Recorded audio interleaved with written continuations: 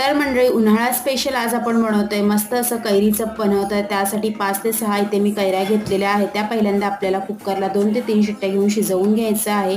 शिजवून झाल्यानंतर थंड करून त्यातला जो आतला गर आहे तो वेगळा करून घ्यायचा आहे. जितकं गर असेल तितकं आपल्याला गूळ किंवा साखर वापरायची आहे.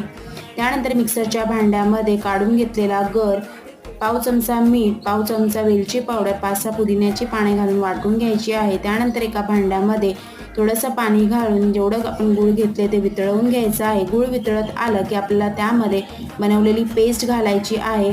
2 ते 3 मिनटं आपल्याला ही पेस्ट आहे ती परतून घ्यायची आहे, पूर्ण एकजीव करून घ्यायची आहे गुळामध्ये. त्यानंतर गॅस बंद करून थंड करून घ्यायचा आहे आणि तुम्हाला वाटेल तेव्हा तुम्ही याचा पन्ह बनवू शकता. तर तुम्हाला 1 ग्लास पन्ह बनवायचा असेल तर 2 ते 3 टेबलस्पून हा सिरप घ्यायचा आहे.